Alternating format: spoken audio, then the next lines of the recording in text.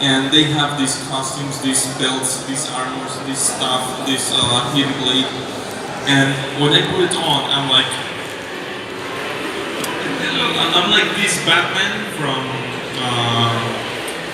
Well, Kilmer Batman, the one who. That's the next story. Yeah. And so every costume has something that when you see it in the games, when you see it in the movies or somewhere, you're like, wow, they can move really easily with this. But I think it's because the developers and designers in the games don't think about physics or proportions of the body, so that happens. But the most uncomfortable costume that I have ever worn is Darth Vader.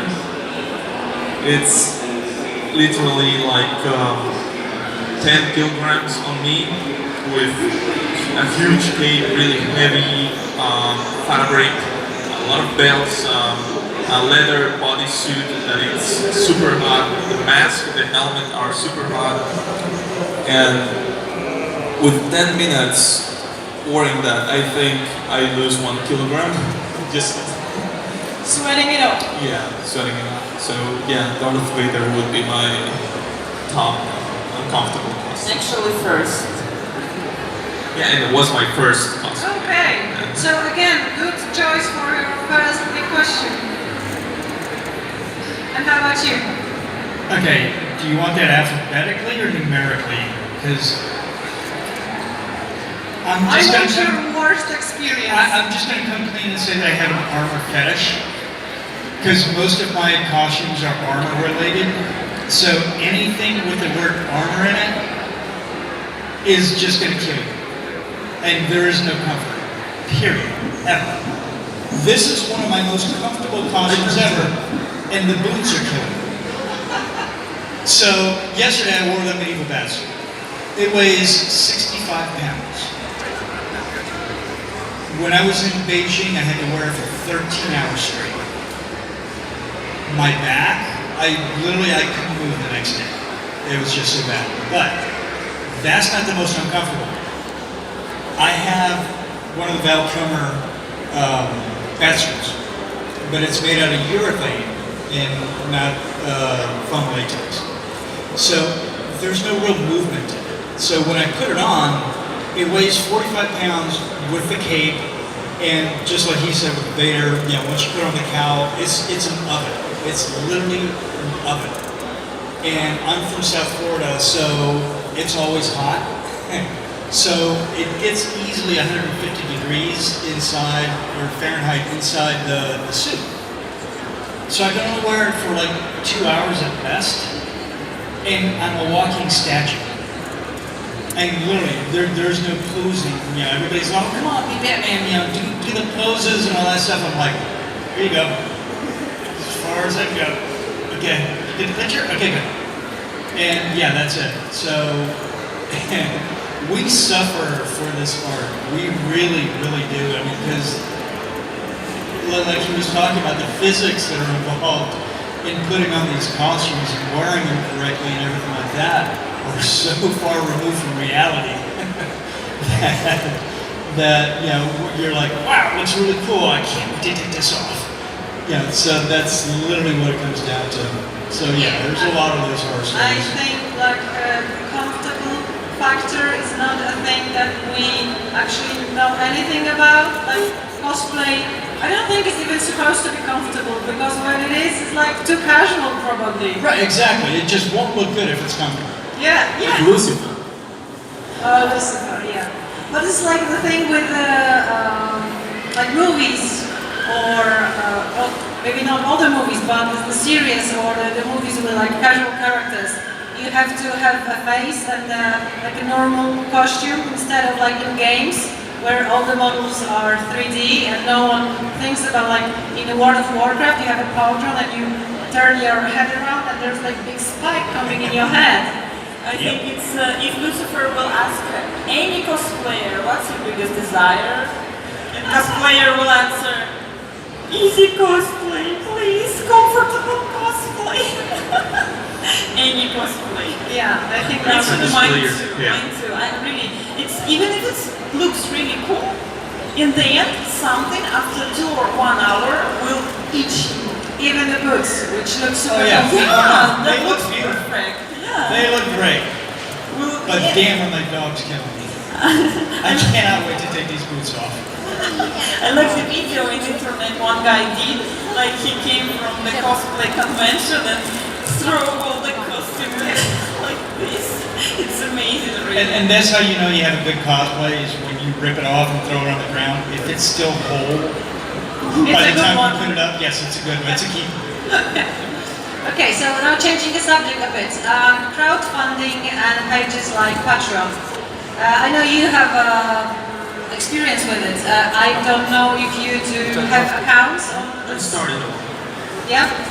So how do you feel that the crowdfunding platforms changed cosplay?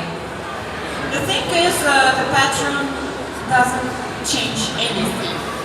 The people who speak with a little bit different words, they call names with different names. That's, for example, you say this is cosplay, and this is art, this is singer, yes?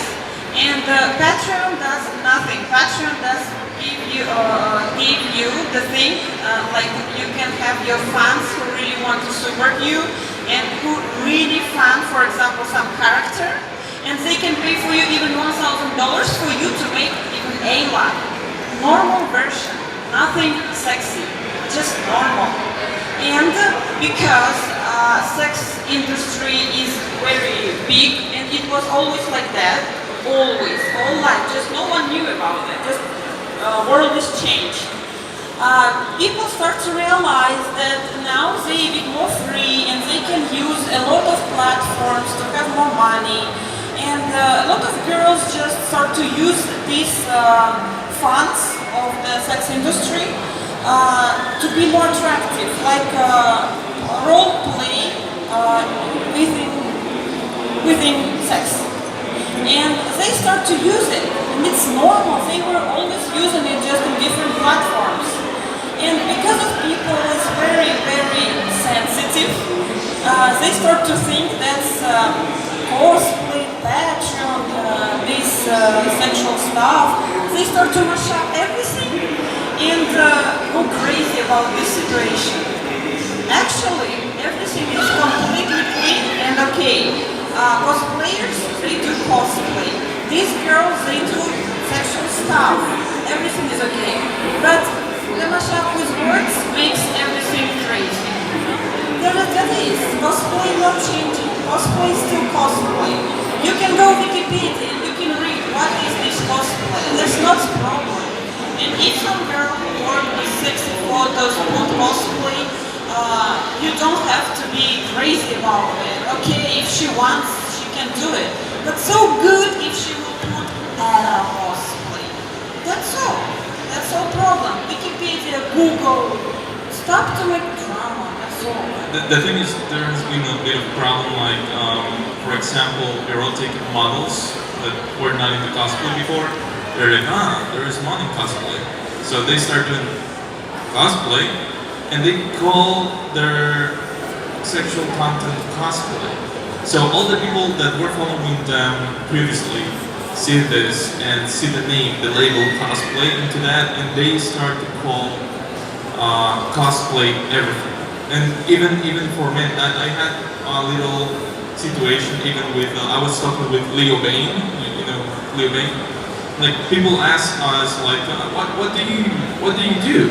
And we say, I'm a cosplayer. And the people is like, so you do porn? I mean, even for men, that's a problem. So we decide to tell the people, no, I'm an actor and I do my own costumes. I'm a theater actor and I do my own costumes.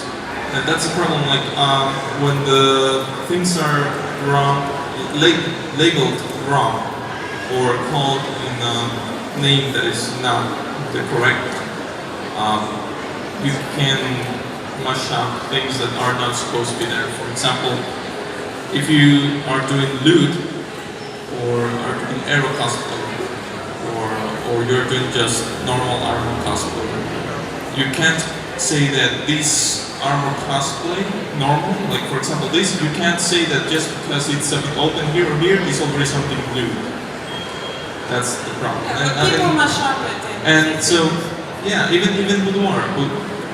She knows the definition of boudoir. Boudoir is like what the woman does when she wakes up. She's in her lingerie. She's doing makeup. You know, it's an art style of photography of what the women do in their private life. And people think boudoir is already something lewd or erotic, and that's the problem that they mash up these labels. It's a bit easier to explain that boudoir photos you can see in the banners, in the subway, in the lingerie advertising. This is photos that doesn't make you be like, oh my god. It's not photos like that. This is photos just beautiful and sexy. But you can still put it in some magazine, normal magazine. Like art pictures of beautiful female or male body. Yeah, if your kid will see this girl, it's the same as advertising in the mall of lingerie. There is the actors in lingerie, this is boudoir. But a bit different position, a bit different meaning in the photo, in the same lingerie. And still you will see the characters, most of all. Yes, they're sexy, they use boobs or something, but this is characters.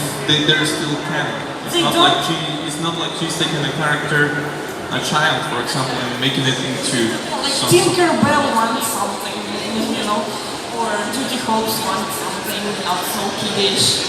No, that's a bit different. And if girl does some boudoir photos, it's okay. She's not bad just because she's a girl and wants to be sexy girl. It's okay. But if the girl does, most of all, you go to Instagram and you can see, most of all, not the characters, most of all, very attractive adult photos.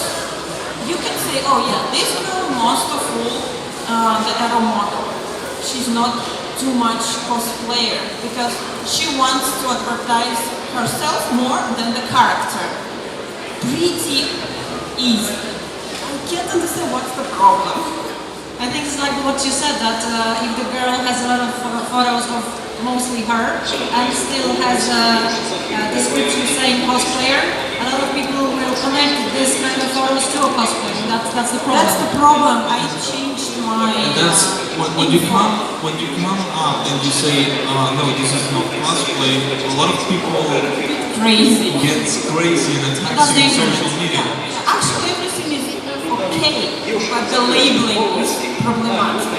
Because even we put away the cosplayer and we put artist because cosplay is already the word. Some people make it not the way it was before. I've been cosplay 10 years. And the people can't come to me and say, you're same with these girls. No, dude, maybe they same with me, but I'm 10 years in cosplay, and I know what is this cosplay. But the world has changed, and just little problem with labeling. That's all. Nothing more.